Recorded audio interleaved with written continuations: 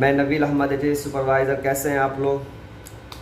आज मैं एक फ़ायर एक्सीडेंट के बारे में बात करना चाहता हूँ। ये फ़ायर एक्सीडेंट एवरीडे हम लोग सुनते हैं कि ये फायर यहाँ हुआ वहाँ हुआ, मगर आज just I am going to talk about the one particular fire incident. ये incident was happened, this fire incident was happened in the Telangana state of India. Sri Salam, there is the one Sri Salam hydroelectric power plant which is situated in Telangana state of India. ये hydroelectric power plant है और ये Telangana state पे India के अंदर में। तो वहाँ accident, this accident was occurred and happen on 20 August of 2020. कोई एक्सीडेंट हुआ था। The while the 20 employees were working inside the tunnels on the particular panel, they were doing the maintenance work, regular maintenance work। वो लोग काम कर रहे थे जब ये फायर हुआ around the 10:30 in the evening। तो ये जब एक्सीडेंट हुआ तो उस टाइम में वो सारे जो एम्प्लॉय थे वो मेंटेनेंस का काम कर रहे थे। और this is for our information, the hydro electric power plant, as we can say there many kinds of the power plant. हम लोग जानते हैं, जो लोग भी इस प्रोफेशन में हैं, जो सेफ्टी प्रोफेशनल हैं, जो पावर प्लांट जनरेशन डिस्ट्रीब्यूशन पे काम करते हैं, उन लोगों के लिए हेल्पफुल है। उन लोगों को अवेयर भी है, वो लोग अवेयर भी हैं, अवेयर होनी भी चाहिए। इन्फॉर्मेशन उनको होनी चाहिए कि किस टाइप के, कितने टाइप के हाइड्रो पावर प्लांट होते हैं। आयल से भी power plant, nuclear power plant भी होते हैं, आयल स्टीम का भी होते हैं, कोल का भी होते हैं। तो इस तरह के आप different kinds of the power plant होते हैं अराउंड द वर्ल्ड। तो ये हाइड्रो इलेक्ट्रिक पावर प्लांट है जहाँ ये फायर इंसिडेंट हुआ था। और ये पर्पस है इस वीडियो का कि हम लोग we should be know why the accident happen, how can we prevent this accident the reoccur from the reoccurrings. हम लोग कैसे रीअकरिंग से बचा सकते हैं इस इंसिडेंट को। यही है पर्पस इसका, जो मैंने कलेक्ट किया जो इन्फॉर्मेशन। तो ये हेल्पफुल हो सकता है specially those employ who are the working in the particular the different power plant and जिनसे ये रिलेटेड है, उनके लिए हेल्पफुल हो सकता है। This is very sad for all of us कि in this incident the 9 peoples killed. 9 employ थे जो ट्रैप कर गए और उस स्मोक में। अगर उसके रीज़न बोला जाए कैसे वो इंसिडेंट वो डेड किए, कैसे वो किल किए, तो कहा जाता है the immediate reasons the fume, smoke, the thick smoke was accumulated there and they were unable to the breath normally। वो लोग नहीं ले सके नॉर्मली ब्रेथ और उन लोगों की मौत हो गई। Really this is the very sad. तो अगर हम ये बात करें इस पावर प्लांट में, तो पावर प्लांट में जनरेटर 6 जनरेटर है। These generators having the 100 megawatt 100 megawatt capacity है। और वहाँ एक जनरेटर का जो पैनल्स था, पर्टिकुलर पैनल्स जहाँ वो लोग मेंटेनेंस कर रहे थे। जब ये फायर हुआ, सो they were trying to extinguish the fire, they are trying to put off the fire, but unfortunately they were unable to extinguish the fire। वो लोग जब in the beginning of the fire, the very less amount of the fire, so they thought कि if they try to the extinguish it could be extinguish, but the time to time it had been become the big fire. ये हो गया था, big fire हो गया था, जिसके वजह से वो लोग अनेबल थे उसको एक्सटिंग्विश करने के लिए, पुट ऑफ करने के लिए।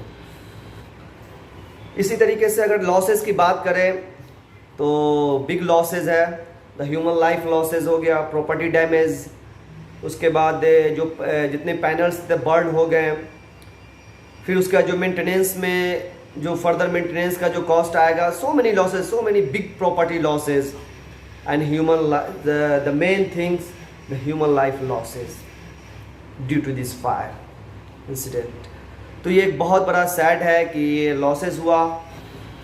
तो अगर इसकी रीज़न की बात करें, अगर हम इमीडिएट काउज की बात करें तो बहुत सा एक्चुअल काउज हो सकता है। जो मुझे इन्फॉर्मेशन, जो मेरा अपना मतलब ये है, जो हमने स्टडी, अगर इमीडिएट काउज की बात करें कि ये काउज क्या था, एक्सीडेंट जो फायर हुआ उसका रीज़न क्या था, तो इसका रीज़न बताया जाता है कि इसका रीज़न स्पार्क था और शॉर्ट सर्किट था। At the time of the maintenance, the employ were the doing the maintenance work on the panel, the suddenly the explosion and blast and fire started there. वहाँ पे fire started हो गया। इसका जो reason है वो reason जो short circuit हो सकता है कि अगर ये मेंटेनेंस हो जिसकी वजह से ये शॉर्ट सर्किट हो गया। So we can say this is the main cause of the accident, the fire incident. Immediate cause also we can say, हम लोग कह सकते हैं कि इमीडिएट कॉज ये था। अगर हम ये बात करें कि आपको पता है कि जो 9 एम्प्लॉय थे वो ऑलरेडी डेड हो गए उसमें, दे ट्रैप इनसाइड द टनल और ड्यू टू द थिक स्मेक। इसका जो रीज़न था वो जो बहुत ही ज़्यादा स्मोक था वहाँ पे, जिसकी वजह से they were unable to take the breath normally and due to the suffocation they dead inside the tunnel. वो लोग उसमें डेड कर गए किसके वजह से? स्मोक के वजह से, क्योंकि लॉन्ग टाइम तक वो लोग फाइट करते रहे फायर से। In the beginning the fire amount was very less amount of the fire there in the beginning stage. तो वो लोग सोचे कि हम एक्सटिंग्विश कर देंगे, हम लोग पुट ऑफ कर देंगे, but they were failure, they were unable to extinguish the fire there.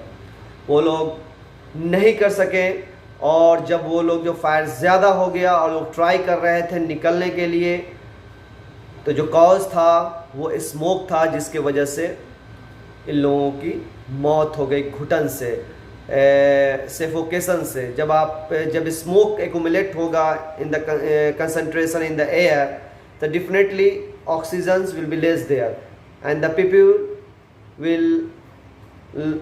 People can not breathe normally. जैसे हम लोग नॉर्मली ब्रेथ लेते हैं, नहीं ले सकते हैं और सांस रुकने की वजह से, घुटन की वजह से मौत हो सकती है।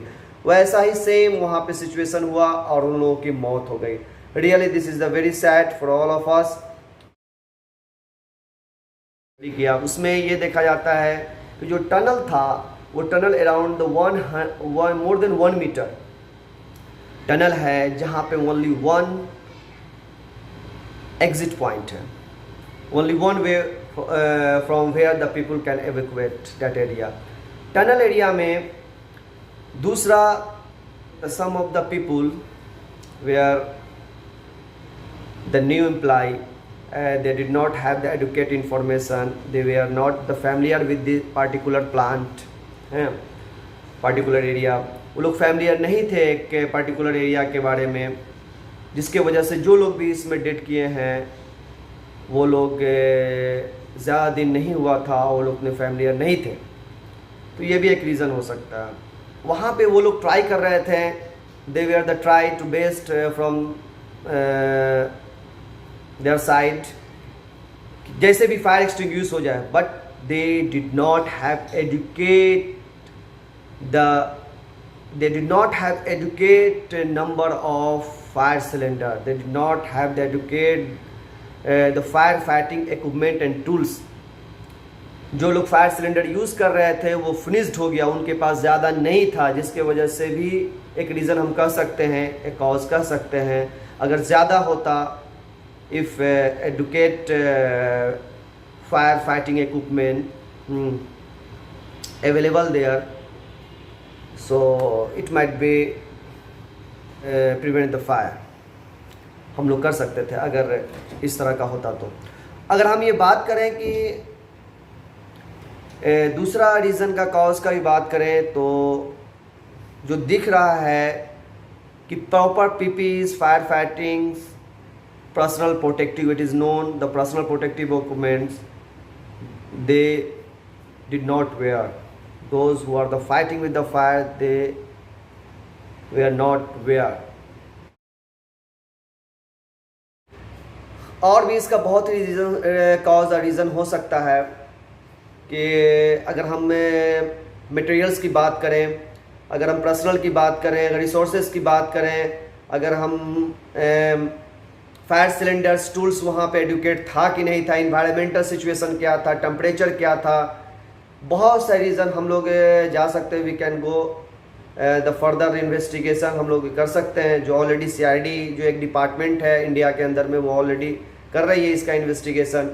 वहाँ पे और भी क्या क्या हमारा इफ़ेक्टिव था कि नहीं था, वहाँ पे प्रोसीजर जो भी ऑपरेशन प्रोसीजर था कि नहीं, वहाँ पे जो इफ़ेक्टिव प्रोसीजर जो पर्टिकुलर वर्क के लिए, क्या वहाँ पे लॉग बुक में यूज़ किया जाता था कि नहीं किया जाता था, और वहाँ कैमरा था कि नहीं था, क्या जितने भी एम्प्लॉय काम कर रहे थे वो लोग एंट्री थे कि नहीं थे, क्या जो 2 लोग एम्प्लॉय जो लोग काम कर रहे थे क्या वो लोग ट्रेंड थे कि नहीं थे, वहाँ पे हैं वो लोग उस काम के लिए फैमिलियर थे कि नहीं थे.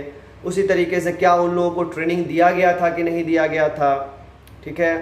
और क्या वो सारे एम्प्लॉय न्यू थे या एक्सपीरियंस वाले थे, क्या वो लोग फैमिलियर थे वहाँ उस पार्टिकुलर वर्क के लिए, उस पर्टिकुलर लोकेशन के लिए, क्या इमरजेंसी रिस्पांस प्लान क्या इफ़ेक्टिव था, इम्प्लीमेंट था कि नहीं था, क्या वहाँ पे जो फायर सप्रेशन सिस्टम जो फायर सिस्टम है जो वो वर्केबल था कि नहीं था, क्या स्प्रिंकलर और जो जितने भी fire system, fire prevention and protection system जो प्लांट के अंदर था वो क्या वर्केबल था कि नहीं था, क्या maintenance periodically maintenance regular maintenance हर इमरजेंसी सिस्टम का हो रहा था या नहीं हो रहा था.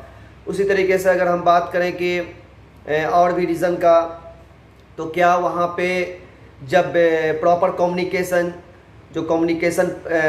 जो रूम होता है, जो कंट्रोल रूम से जो different plant different sub station को कनेक्ट करता है, क्या प्रॉपर कम्युनिकेशन था कि नहीं है, क्या कम्युनिकेशन जब ये फायर हुआ तो कम्युनिकेशन इमिडिएटली किया गया कि नहीं किया गया, इमरजेंसी टीम वहाँ पे पहले से रेडी थी कि नहीं थी, जब इमरजेंसी टीम को इन्फॉर्म किया गया तो वो कितने टाइम में वो फिर वहाँ पे वो जो इंसिडेंट प्लेस है वहाँ पे वो पहुँचते हैं. इसी तरीके से अगर प्रोसीजर की भी बात करें, मैनेजमेंट की बात करें, तो और भी बहुत सी चीज़ है कि क्या occupational health and safety procedure वो पार्टिकुलर प्लेस के लिए, पार्टिकुलर प्लांट के लिए